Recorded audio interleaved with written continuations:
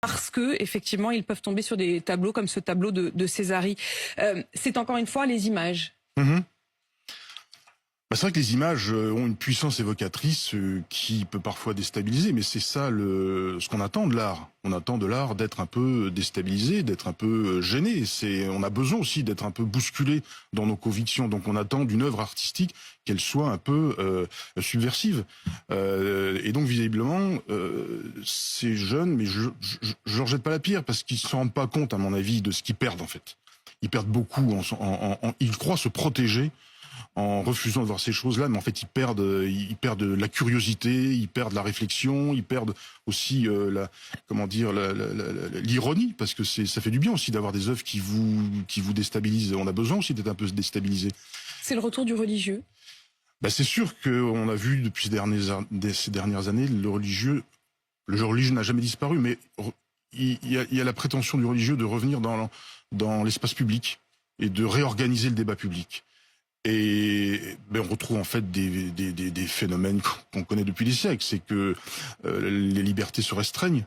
La morale est toujours là pour interdire et restreindre les libertés. Elle n'est pas là pour les émanciper. La gauche a longtemps été celle qui émancipait, notamment de la morale, et on sent que là-dessus vous vous sentez trahi. Trahi, oui, déçu, ça c'est sûr. Mais encore une fois, j'ose espérer que c'est peut-être un problème de génération. Je crois que cette génération de responsables politiques qui aujourd'hui prétend être de gauche, elle n'est pas à la hauteur des enjeux historiques de ce que doit faire la gauche. J'espère que ça va créer une nouvelle génération, peut-être plus audacieuse, qui balayera celle actuellement en poste. Voilà. Vous avez l'air de porter à la fois tant de tristesse et tant d'optimisme. Mais il faut être optimiste. Il faut être optimiste parce qu'il faut être combatif. Je crois que l'esprit de combat, c'est ce qui vous fait, c'est ce qui vous fait vivre. Enfin, on vit pour améliorer les choses. Rhys, la sœur de Samuel Paty, demande à l'État de reconnaître sa responsabilité dans la mort de son frère, Samuel Paty. Elle estime que les menaces qui pesaient sur lui n'ont pas été prises en compte. Est-ce que vous entendez cette part aussi de responsabilité de nos dirigeants, de l'administration, d'une forme de pas de vague ? C'est sûr que pendant trop longtemps, les responsables politiques, mais même bien avant les attentats, n'ont pas voulu croire que toutes ces valeurs allaient être à ce point remises en cause et attaquées. Dans les années 90, Charlie Hebdo avait souvent été victime de procès venant plutôt de catholiques intégristes. Et c'est vrai qu'à l'époque, le rédacteur en chef de l'époque, Philippe Val, était un peu agacé de voir que dans la presse, personne ne parlait de ce harcèlement judiciaire dont Charlie Hebdo était victime. Et c'est vrai que pendant longtemps, on a un peu traité ce qu'avait vécu Charlie comme une histoire un peu marginale. Voilà. Mais maintenant, c'est plus marginal. Maintenant, c'est les profs. Maintenant, c'est tout le monde. C'est plus simplement quelques dessinateurs d'un journal satirique qui sont menacés ou intimidés. C'est tout le monde. Et c'est vrai que la classe politique, elle a plusieurs trains de retard sur ces questions-là. Plusieurs trains de retard. Et encore une fois, vous le dites, les choses auraient pu être... Et c'est le sentiment que ça avait donné immédiatement après, une forme de déflagration, de plus jamais ça, mais les choses n'ont pas fondamentalement ou profondément changé. Ce qui a quand même changé, c'est qu'aujourd'hui, quand même, on voit aussi des universitaires, des professeurs qui traitent de ces questions-là, on voit des gens comme Hugo Micheron, des chercheurs. Enfin, il y a quand même des choses qui se disent, qui ne se disent. Hugo Micheron, que j'ai souvent reçu ici, qui effectivement parle de la question de la djihadisation en France et en Europe, d'une manière très scientifique, sans y mettre justement l'affect. Et sur les questions politiques, il le dit souvent, et je le précise ici, il dit souvent qu'il y a une hystérisation par l'extrême droite, une forme de lâcheté par l'extrême gauche, et qu'il est très difficile aujourd'hui de faire son métier. Et sa ligne de crête, c'est justement les faits, la rigueur. C'est un peu la position inconfortable dans laquelle est Charlie, où à la fois, effectivement, il faut combattre les populismes d'extrême droite et en même temps les populismes d'extrême gauche communautaristes. Il faut trouver le juste milieu tout en étant déterminé. Mais être déterminé, ça ne veut pas dire être dans une radicalité bornée et stupide. C'est être déterminé dans la voie qu'on se fixe, d'être juste. Et juste, d'avoir la critique juste, voilà. Déterminé, combattant, juste. Vous parliez à l'instant de cette question de trouver l'équilibre entre les deux extrêmes. Je voudrais citer la une de Charlie Hebdo cette semaine. 97% des Russes ont voté RN. C'est ça aussi, Charlie. Bah oui, c'est d'abord ça, oui. Il faut aussi parfois, par un dessin, on essaye de mettre en avant quelque chose qu'on n'ose peut-être pas dire de manière claire avec des mots. Voilà. Donc vous le faites avec les dessins qui parlent d'eux-mêmes, avec cette caricature. On a en effet envie d'en rire, puisque je le dis pour ceux qui nous écoutent. J'ose pas décrire la tête de Vladimir Poutine, mais disons qu'il a plutôt une tête de derrière que de devant. On peut le dire comme ça. Je vous laisse C'est votre vision. Oui, c'est vrai. Heureusement que le dessin parle de lui-même, et je vous recommande évidemment d'aller le voir. Vous parliez à l'instant de la question de la transmission, de l'université, des étudiants, des professeurs. Vous avez évidemment suivi ce qu'il s'est passé à Sciences Po, Sciences Po qui est cette emblématique école parisienne où des élèves du militant pro-palestinien ont pris l'amphithéâtre, l'ont occupé pendant plusieurs heures et ont, semble-t-il, exclu de cet amphithéâtre des élèves de confession juive. Comment vous réagissez à ça ? Déjà, ce qui est quand même assez sidérant, c'est qu'on est censé être dans une école qui est censée former des élites.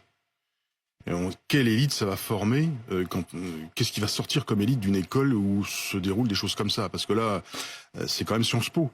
On se demande ce que ces jeunes ont dans la tête. Moi, je veux bien qu'on milite pour défendre le droit des Palestiniens, parce qu'effectivement, leurs droits sont bafoués. Il y a effectivement des problèmes politiques considérables sur la question palestinienne. Mais c'est encore ce que je disais au début. La manière avec laquelle on défend une cause, ça fait partie de la cause. Et si on la défend n'importe comment, on la salit. Et des fois, j'ai envie de dire, quand je vois le sort des Palestiniens, non seulement ce qu'ils vivent est difficile, mais je dirais que souvent, ils sont bien mal défendus. Et ceux qui prétendent les défendre, à mon avis, les enfoncent encore plus et rendent leur cause encore plus illisible. Comment voulez-vous avoir envie de défendre des Palestiniens si on vous explique que pour les défendre, il faut exclure des étudiants juifs d'une fac? C'est ça la cause palestinienne? Ça n'élève pas la cause palestinienne, ça la salit. Et je pense que les gens qui font ça abîment la cause palestinienne. Voilà. Rhys, vous faites une sorte de tour de France des universités, des écoles. Vous allez à la rencontre de ce que vous dites être aussi la France de demain, ceux qui ont entre 18 et 25 ans. Ils vous disent quoi aujourd'hui? Est-ce que Charlie, ça leur parle? En fait, Charlie, en tous les cas, ça les intrigue. Ils viennent nous voir en nombre et ils posent beaucoup de questions. Ils aimeraient comprendre comment fonctionne la liberté d'expression. Qu'est-ce qu'on peut dire, qu'est-ce qu'on peut pas dire? C'est vrai que c'est pas facile à comprendre la liberté d'expression, c'est subtil. Il y a des questions juridiques. On peut dire beaucoup de choses, mais on peut pas non plus tout dire. Donc, on leur fait part un peu de notre expérience devant les tribunaux pour leur expliquer qu'il faut aussi qu'ils aient confiance dans la liberté d'expression. Il ne faut pas avoir peur de s'exprimer. À partir du moment où on respecte un minimum de règles, la diffamation, l'injure ou la discrimination, on peut dire ce qu'on veut. Quand quelqu'un comme vous le dit, vous qui avez rencontré la mort en face, qui avez perdu vos camarades, qui avez traversé ce massacre, quand vous dites il faut pas avoir peur, vous-même vous n'avez pas peur? Non, il faut jamais avoir peur. Il faut être déterminé dans ce qu'on veut défendre. Si on a la main qui tremble, l'adversaire le sait et il a gagné. Voilà. C'est le plus déterminé qui gagne. Voilà. Vous avez souvent parlé du silence qui avait suivi les quelques minutes de la tuerie à proprement parler, où vous restez dans cet endroit, dans ce silence. Vous y repensez, il vous habite? Je crois que les gens qui ont vécu ça, ils pensent tout le temps. Voilà. Que ce soit moi ou d'autres, parfois on en parle, ça vous imprègne, c'est presque physique. C'est une sensation physique de vivre ces choses-là. C'est une violence à la fois physique, psychique, et vous n'arriverez jamais à vous en débarrasser. On vit avec, voilà. Mais en même temps, je me dis, il faut essayer de transformer ça aussi en force. Ça vous donne la force de continuer et d'être encore plus combatif. C'est-à-dire que ce qu'on nous a infligé, la violence qu'on nous a infligée, moi, ça me donne de l'énergie pour être encore plus déterminé. Voilà. Est-ce que vous savez comment elle va, Coco, justement là? Est-ce qu'elle a peur ou est-ce qu'elle n'a pas peur? Coco, elle est courageuse et elle est déterminée. Je crois qu'elle est un peu dans l'état d'esprit que je décris. Je l'ai rencontrée il n'y a pas très longtemps. On l'a réconfortée, on l'a soutenue. Ça lui a fait du bien. Mais je dirais, elle n'est pas seule. C'est ça qui compte. Voilà. Et aujourd'hui, vous ne vous sentez pas seul? Mais je vous dis, quand on rencontre des étudiants, en fait, on s'aperçoit qu'on n'est pas seul, en fait. Il y a beaucoup de gens, en fait, qui viennent vers Charlie Hebdo, qui nous interrogent et qui veulent comprendre et qui sont curieux de Charlie Hebdo. Donc, on n'a jamais été seul, en fait. Et vous l'êtes encore moins après cet entretien. Merci Rhys d'avoir partagé avec nous aujourd'hui encore votre regard sur notre époque, sur cette laïcité en danger. Combattant, déterminé, n'ayons pas peur. Rhys, dessinateur et